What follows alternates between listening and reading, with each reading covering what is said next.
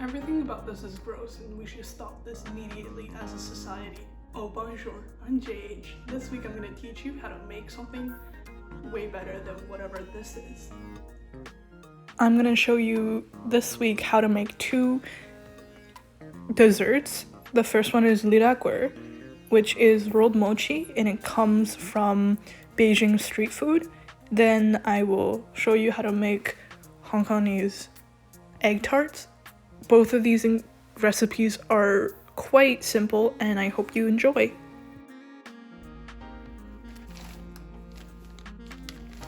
So here I have some water I boiled with sweet potato, and now I'm just going to add glutinous rice flour. You can basically find this in any Asian supermarket. Bet. And just pour in enough. So I made a smaller batch, and you want the consistency of that. Look at how cute that is. And it'll look even cuter after. So you want to start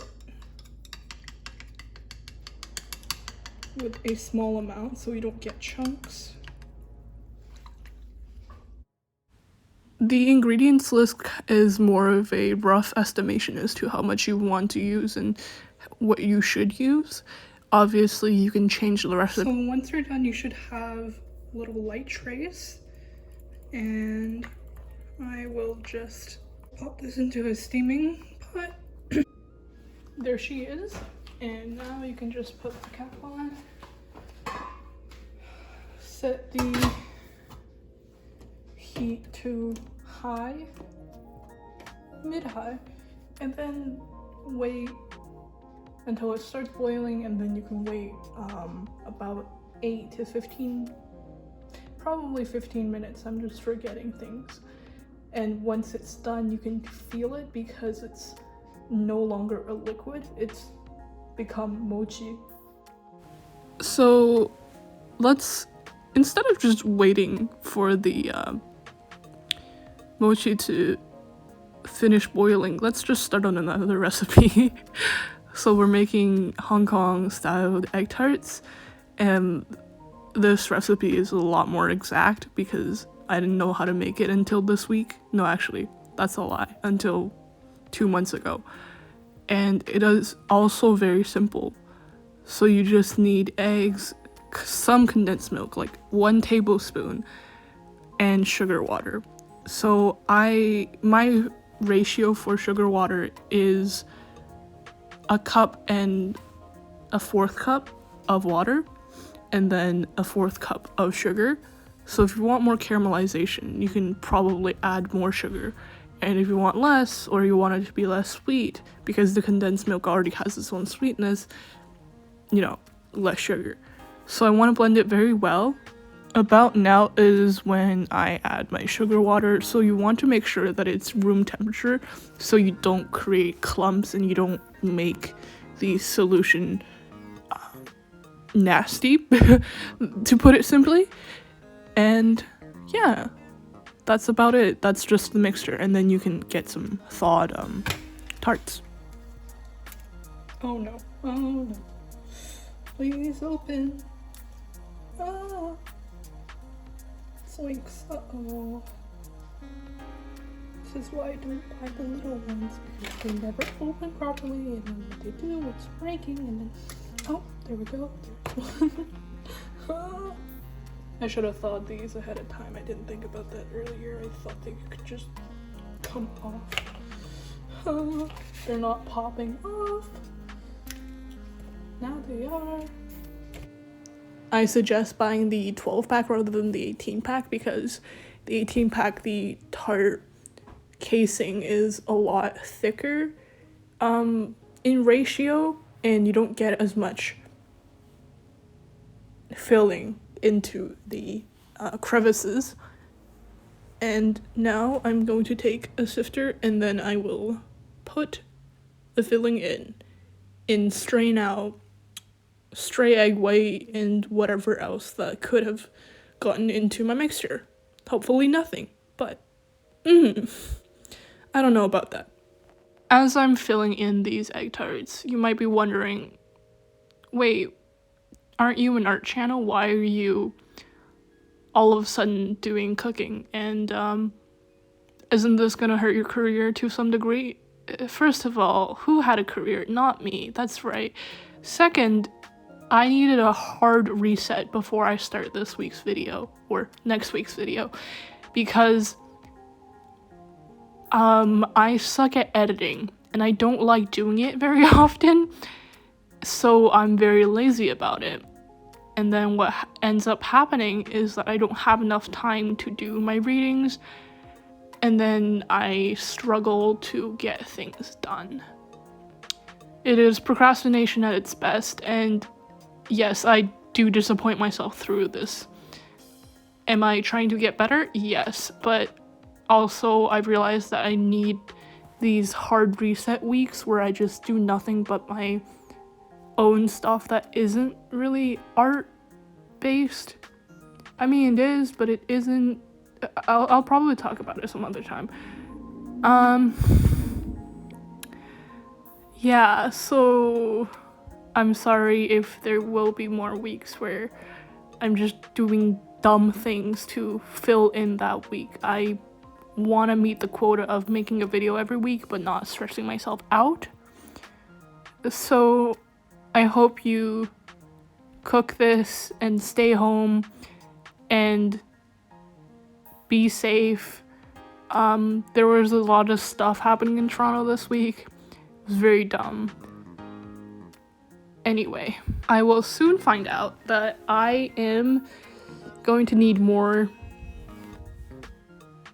casings, and I will now leave the ingredients list to make your own casings somewhere on the screen. It's not as hard as you would predict, but it is kind of, it'll be very difficult if you don't have any containers that might be able to hold these casings, because they need to freeze to this sort of point where you can put something in there. If you don't do that, they will just be sheets of dough and very hard to work with. Yeah, and I don't know, don't freeze your dough in like a flat way. I did that. That's a very big mistake. So after you're done this step, you don't really need to wait on them for any period of time. Preheat the oven, obviously, about 15 minutes at 300 or 350, and then you should pop them in for about 25 minutes if you want them to just be well done. But if you want them to be even more caramelized, about 30 minutes is enough. Any more than that usually might cause a problem. Here comes the homemade casings. As you can tell, they are very flat and very cold. It's okay. We'll use them. They won't be good, but they'll do something.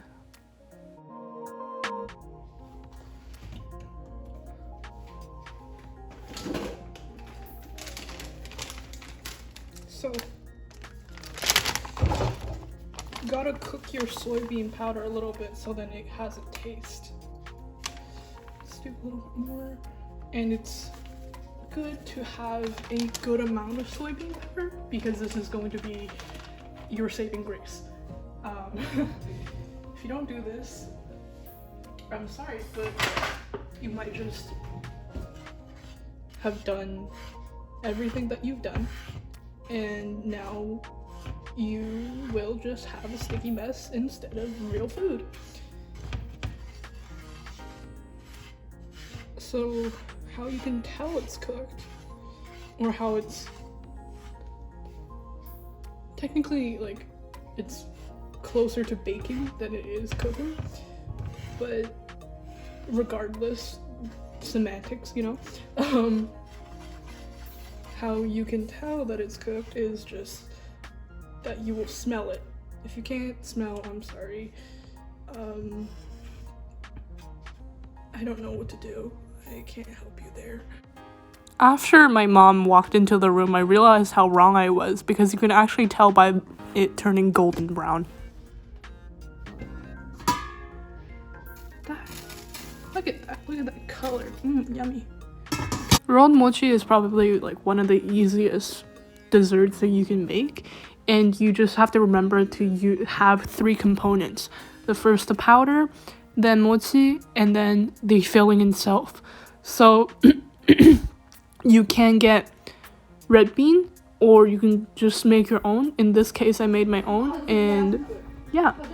So now I'm using a wooden board and I'm laying out the baked powder. This way I can create a good surface for the mochi to stand on and instead of sticking to. Then scraping it out.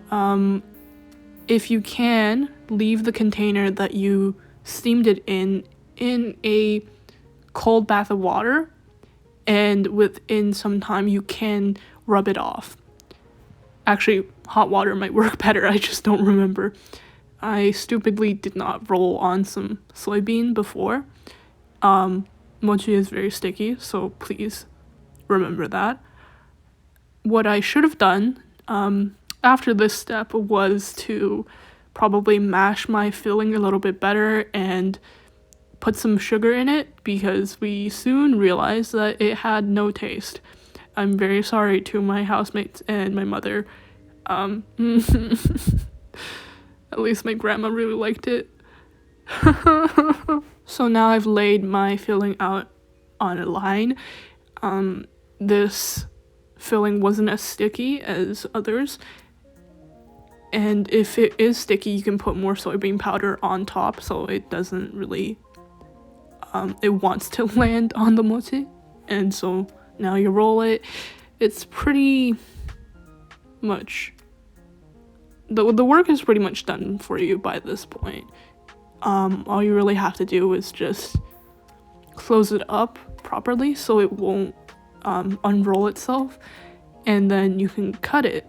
So I think the easiest and best method of cutting, look at that mochi. That, I mean, it's kind of bad. You can tell it's homemade, but I wasn't having it that day.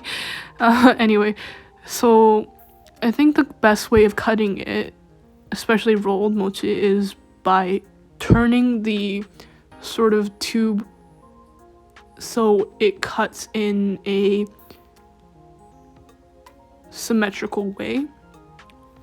Yeah, and then, serve however you like.